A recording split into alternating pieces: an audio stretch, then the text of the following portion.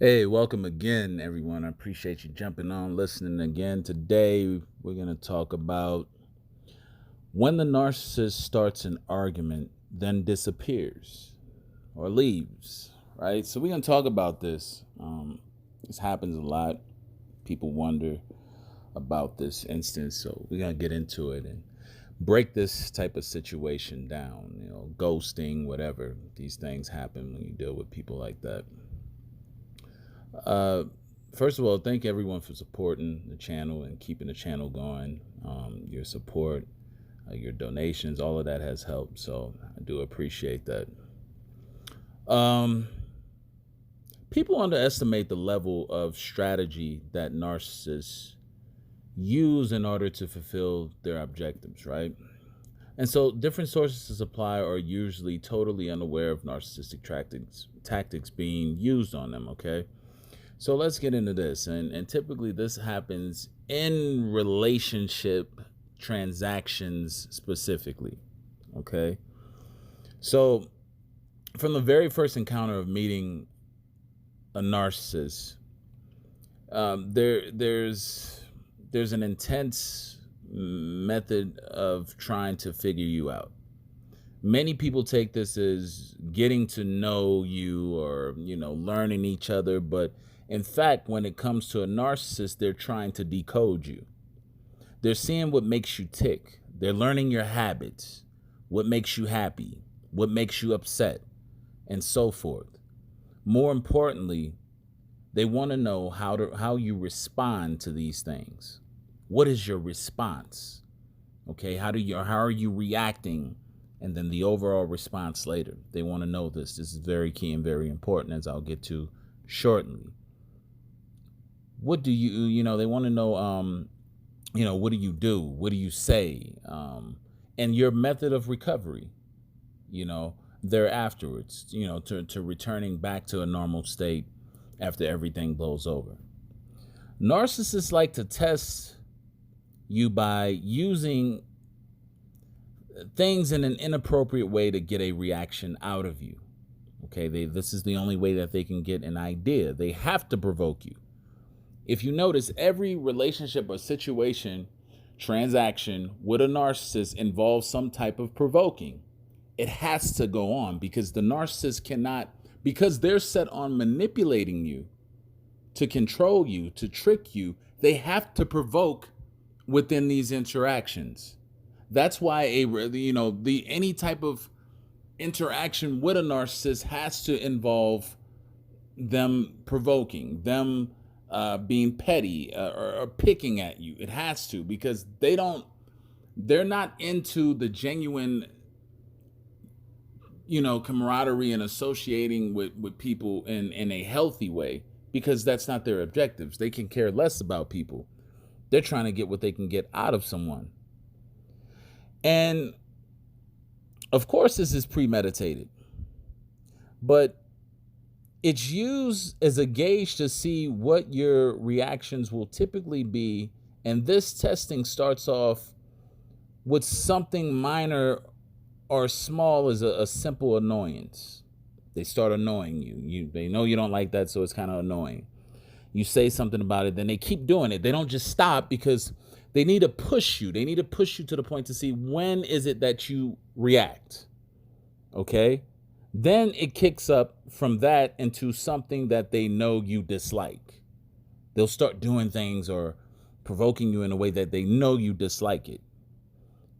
And then they'll go to a more extreme, often a blatant disrespect to you. So they want to see, how do you respond to me blatantly disrespecting you now? Now I see how you respond when I do something that you don't like, and then I see how you react when I do something that annoys you.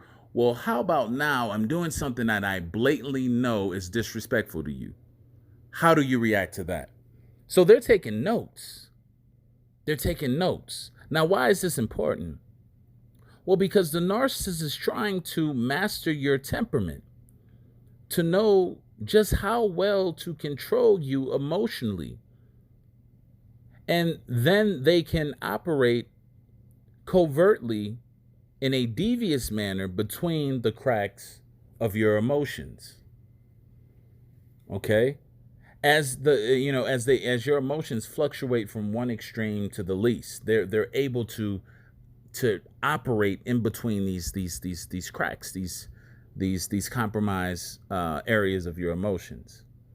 Now, the narcissist is developing a certain type of timing on this as well, of how to set themselves up in the best position to manipulate you without being caught, or without you catching on to the ulterior motive at play behind the scenes. An example, like if you guys, I'm pretty sure most of you have seen the thing where there's a bank robber, and the bank robber goes to the bank to conduct business, and they're scoping the place out, looking around. They go and actually do transactions in there, and they draw money out, but they're not there just for the purpose of doing business. They're there to investigate. They're there to find out how a specific bank operates, and they want to know what's the best way to be able to pull this robbery off. So they got to know the ins and outs. They have to visit the bank multiple times so that they can learn the system of that bank, right?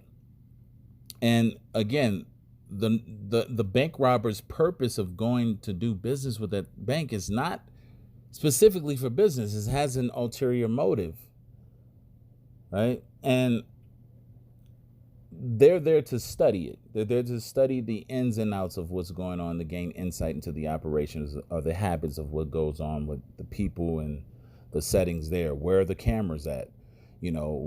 Stuff like that. That's what they're looking for.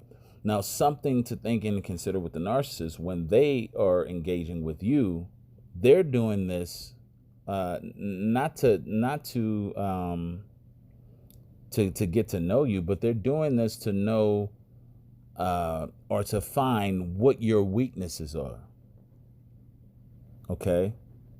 Which, and they want to know how the best way to exploit you and exploit your weaknesses in these situations.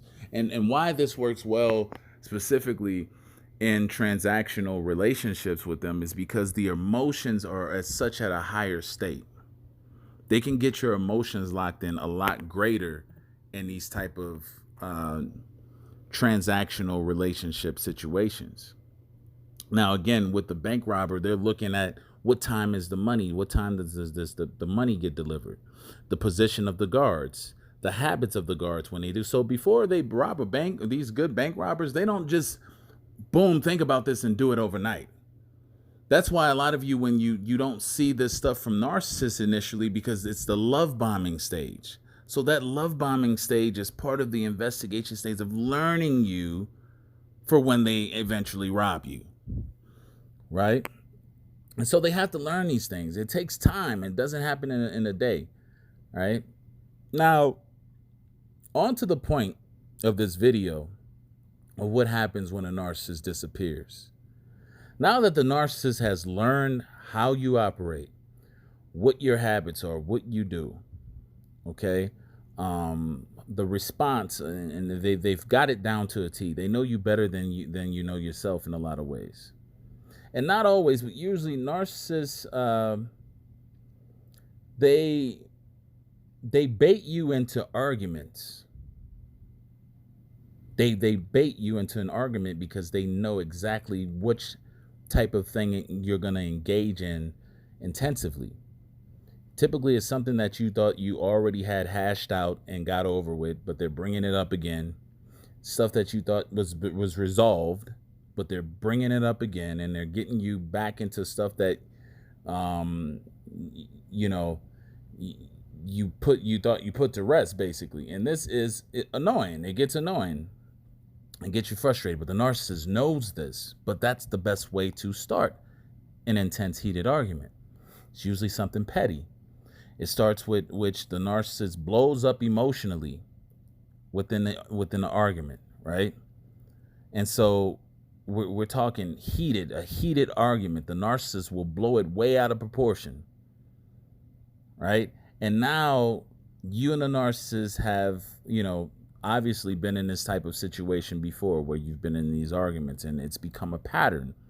And within that pattern, the narcissist would leave maybe for a couple of hours and then return back with an apology, that they let that, they don't know why they let that get to them. And then but when they come back, they're in a total different disposition. Before you, and you guys know when you see them, the eyes are bulging out. Some people say their eyes go black and they have this intense rage. This is generated. They know how to switch and go from one emotion to another, and it seems believable. But wait, that was generated. That was an act. They know how to turn on the act in such an intense way that it appears to be real and genuine. So you can't tell the difference. But let's say the narcissist prior to that had met a new source of supply, and that new source of supply wanted to meet up at a certain time. And that certain time was in the evening. And let's say it's, whatever time in the evening, but it's usually time where you guys are spending time together, you're off from work or whatever. But the narcissist has this new source that they have arranged something with. They know that they can't just leave at a certain time. Maybe it's a little bit of an inappropriate time. It's a little bit later in the evening and they need a little bit more time than just 10, 20 minutes. So here comes the ensuing argument, right? The narcissist has carefully calculated this argument, blows up, you get into a heated argument, narcissist leaves as usual because they've done this before, and then they would usually return with the apology again, and the makeup sex possibly ensues thereafter. Okay? Now, since this has happened, you develop since this has happened before, you develop a certain expectancy based on the manipulator's process of how they've worked and operated with this type of situation beforehand. The narcissist knows all too well what's going on in your head when this happens and what usually happens when they come back with that apology. All right? You're sitting back there trying to make sense out of something completely fabricated, an argument completely made up and started for no reason, right? For the purpose of creating distance between you and the narcissist so that they can go out and fulfill another objective or to meet up with someone else, of course, right? Now, the narcissist does, this is why they study the person that they're with. It's not that none of the interactions or engagements with narcissists are real. People often wonder, there had to be some type of love there. What they were doing, it wasn't love. It wasn't love. Okay, the person got to learn a lot of what you were and how you operated, and that was creating a false rapport. That false rapport built a certain superficial or an artificial connection that was only, I guess, accredited on your side. Here's the thing, though. Narcissists, in those instances, they were never mad or really angry to begin with. They made it up. It was for a purpose. Whenever you see an argument or something that comes out of nowhere and it's like, what is this? You have to stop and think. Why are they doing this? This has no purpose being brought up at this time. Why are they picking or overreacting for nothing? If it's not something that a normal person would react to in that way, that's a clear red flag that there's something wrong with that. For them to become enraged and to begin start off as petty, right? But see, they had to do it that way because they knew that would justify them leaving or them having to leave. And that it usually works, and that they do this to cool themselves off, quote unquote. And they come back totally different. Now the victim will equate this as being an effective way of them coping with getting their emotions so riled up. So the victim starts to think, well, this is They have emotional problems. They blow up. They don't know how to handle their emotions. And the narcissist will further reaffirm that, I have emotional problems. I get angry. Ever since I was a kid, they always go back to this. Ever since I was a kid, people used to do this or people used to do that. This is further manipulation. Stop buying that shit. Stop buying the fact that, when I was a kid, I used to blow up and people used to pick on me and all this. No, this is used for manipulation. This is used so that you will buy into the story and you will help justify the purpose of them acting and behaving in that way. Managing down your expectations so that you don't require a better interaction between you and them.